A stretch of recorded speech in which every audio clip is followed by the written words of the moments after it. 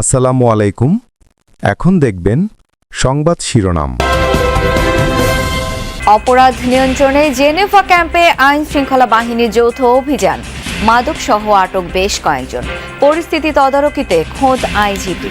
এক নম্বর অ্যাসাইনমেন্ট হচ্ছে সমাজে কোনো মাদক থাকবে না, কারণ আমাদের পুরো জেনারেশন নষ্ট হয়ে যাচ্ছে। এই ব্যাপারে আপনারা সবাই সহযোগিতা করবেন।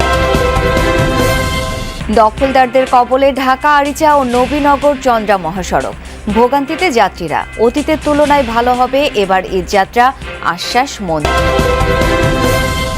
গণ ইফতারে জাতীয় মসজিদ বায়তুল মোকাররমে হাজারো মানুষের জমায়েত, শরীক হতে পারেন যে কেউ। ঐতিহ্য আর ভ্রাতৃত্বের মিলন মেলা। এদের মনে ভালো লাগে, বাইতুল মোকাররমে ইফতারিটা করলে ভালো লাগবে।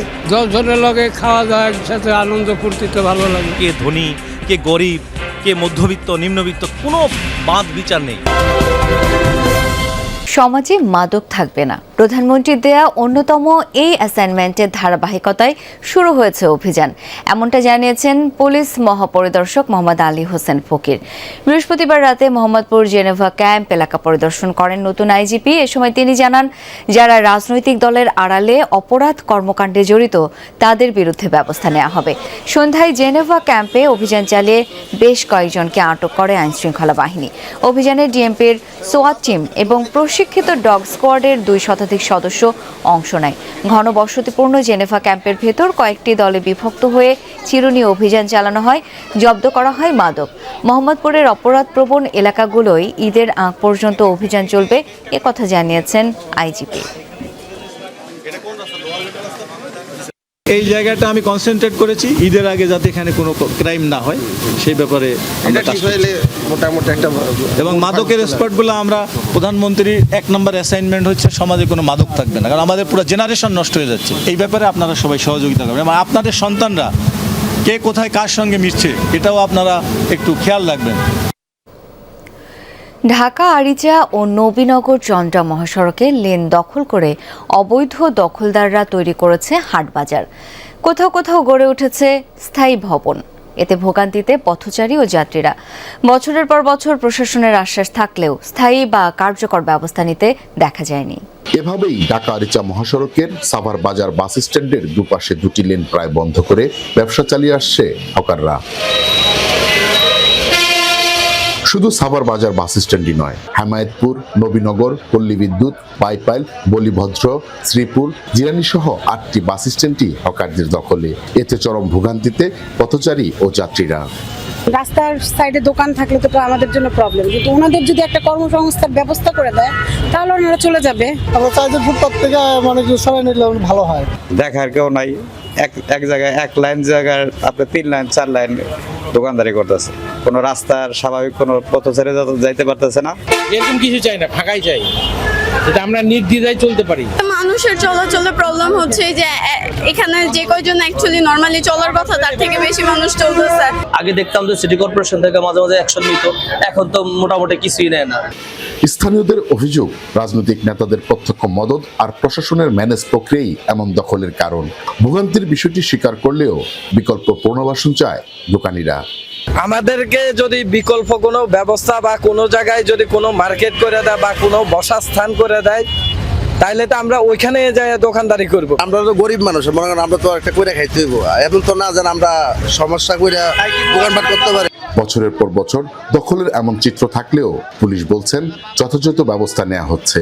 ফুটপাতে যে সমস্ত অবৈধ স্থাপনা আছে সেগুলো নিরসনকল্পে আমরা প্রতিনিয়ত অভিযান পরিচালনা করে থাকি এবং এই কাজের অংশ হিসাবে ঈদ উপলক্ষে ফুটপাত মুক্ত করার জন্য আমাদের অভিযান অব্যাহত থাকবে। চাঁদাবাজি হলো সেটি যা মানুষকে জোরপূর্বক দিতে বাধ্য করা হয়। চাঁদা এবং চাঁদাবাজির ব্যাখ্যায় এই মন্তব্য করেছেন সড়ক পরিবহন ও সেতু, রেলপথ ও নৌপথ মন্ত্রণালয়ের মন্ত্রী শেখ রবিউল আলম। সচিবালয়ে এক ব্রিফিংয়ে তিনি বলেন, কোনোভাবেই চাঁদাবাজি হতে দেয়া হবে না, এটি বিএনপির নির্বাচনী অঙ্গীকার। চাঁদাবাজি আমি বলতেছি, চাঁদাবাজি হচ্ছে সেইটি যেটি মানুষকে বাধ্য করে জোর করে নেওয়া হয়, তাদের নির্ধারিত প্রক্রিয়া না কোনো অবৈধ শক্তি সেটা করতে চায়, সেটা করার কোনো সুযোগ নেই। সেটার করার আমাদের এই মন্ত্রণালয়ে থাকবে না, যে কোনো মূল্যে আমরা সেটা তার হতে দিব না। রমজানে জাতীয় মসজিদ বায়তুল মোকাররমে প্রতিদিনই গণ ইফতারের আয়োজন হয়। বাংলাদেশ ইসলামিক ফাউন্ডেশন, বায়তুল মোকাররম জাতীয় মসজিদ মুসল্লি কমিটি, তাবলিগ জামাতের অনুসারী সহ আরও কয়েকটি সংগঠন এই আয়োজন করে, যাতে শরিক হতে পারেন মসজিদে আগত যে কেউ। এমন আয়োজনে খুশি রোজাদাররা। বিস্তারিত। জাতীয় মসজিদ বায়তুল মোকাররম সারা বছর মুসল্লিদের পদচারণায় মুখর থাকলেও রমজান মাসে লাভ করে ভিন্ন মাত্রা। ওয়াক্তিয়া সাতাদের পাশাপাশি অনেকেই আসেন মশগুল হন কুরআন তিলাওয়াত সহ নফল ইবাদতে। রমজানে আসরের নামাজের পর থেকেই শুরু হয় ইফতারের প্রস্তুতি। মসজিদের টিন শেড অংশ কিংবা পূর্ব শানে আয়োজন করা হয় গণ ইফতার। বাম পাশে ইসলামিক ফাউন্ডেশনের পক্ষ থেকে করা হয় আয়োজন, যেখানে প্রায় 2000 রোজাদার ইফতার করেন। আমাদের এখানে 8টা আইটেম আছে। আইটেমগুলোর মধ্যে আছে খেজুর আছে, উন্নত মানের খেজুর আছে, ছোলা বুট আছে, আপনার মুড়ি, বেগুনি, পেঁয়াজু, আলুর চপ এবং একটা 1/2 লিটার পানি আছে। পূর্ব শানের ডান পাশে আয়োজন করে বায়তুল মোকাররম জাতীয় মসজিদ মুসল্লি কমিটি। এখানে প্রায় 3000 মানুষ সারেন ইফতার। একই সাথে তাবলিগ জামাতের উদ্যোগে 6 থেকে 700 মানুষের আয়োজনও থাকে। প্রত্যেকটি সংগঠনের আয়োজন আলাদা হলেও সব মিলিয়ে বায়তুল মোকাররমে ইফতার করতে পারেন 5 থেকে 6 হাজারের বেশি মানুষ। সারাদিন রোজা থেকে এই যে মনে ভালো লাগে, বায়তুল মোকাররমে ইফতারিটা করলে ভালো লাগবে। 10 জনের লগে খাওয়া যায়, একসাথে আনন্দ ফুর্তিতে ভালো লাগে। ভালো ইফতারি হয়, তৃপ্তি ভাইয়া সবাই হাইতে পারতেছে। অপরিচিত থাকলেও কোনো সমস্যা না, সবাই মিলে আমরা কেটে সবাই ভাই ভাই হিসাবে, মুসলিম ভাই ভাই হিসাবে ইফতার করতেছি। আমি না খাই ইফতার করতে পারলে খুব ভালো, এইটাই আমি চাই। এখানে যখন থেকে আমরা এই দায়িত্বে আসছি, এই যে ইফতার করাচ্ছি, এই যে তৃপ্তি সহকারে আমি ইফতার করি, এক মুঠো হয়তো চানা বা মুড়ি দিয়েই করি, বাট যে তৃপ্তিটা এইটা আসলে এটা আমি বলতে পারবো, প্রকাশ করতে পারবো না।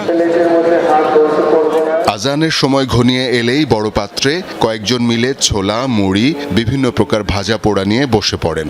ইফতারের আগ মুহূর্তে দুহাত তুলে মহান আল্লাহর কাছে জানান ফরিয়াদ। আজানের ধ্বনি শুনলেই বিসমিল্লাহ বলে সারাদিনের রোজা ভাঙেন মুসল্লিরা। নেই জাতপাত, ধনী গরিবের ভেদাভেদ, নেই পরিচয়, তবুও নিঃসংকোচ সবাই এক পাত্রে বসেই ভাগাভাগি করেন ইফতার। এখানেই ইসলামের সৌন্দর্য, এখানেই শান্তি ও সমতার বিধান। এখানে কে ধনী, কে গরিব, কে মধ্যবিত্ত, নিম্নবিত্ত, কোনো বাঁধ বিচার নেই। সবাই একসাথে ইফতার করে, এর মতো আনন্দ আর কি হতে পারে? সব হয়, আমরা খাই যে আমাদের সব আল্লাহর রহমতে। এখানে এক্সপিরিয়েন্স নিতে আসছি, আগে কখনো করি নাই, প্রথম আমার। বড় ভাইরা বললো যে ওই জায়গায় যাই ইফতার, তাই আর কি এই জায়গায় বসে আমরা আসছি। এখানে সুরতটাকে পুরোপুরি পালন করি, তারপরে আমার সাথে আমাদের সাথে পড়ি। বিশাল একটা ব্যাপার, বিশাল ব্যাপার। সবাই জানে যে এখানে সবাই মেহমান, আসলেই এখানে ইফতার করা যাবে এবং সবাই আপন হিসেবে সবাইকে সবাই গ্রহণ করে নিচ্ছে। এটাই ইসলামের বিউটি, এটাই ইসলামের সৌন্দর্য এবং এর মাধ্যমেই যে ইসলামের যে পারস্পরিক ভ্রাতৃত্ব, বন্ধুত্ব, ভালোবাসার যে বিষয়টা সেটা গড়ে উঠবে। পরিপূর্ণ তৃপ্তি নিয়ে খাবার গ্রহণের পর সম্পন্ন করেন ইফতার। সন্তুষ্ট চিত্তে ইফতার শেষে চলে মাগরিবের নামাজের প্রস্তুতি।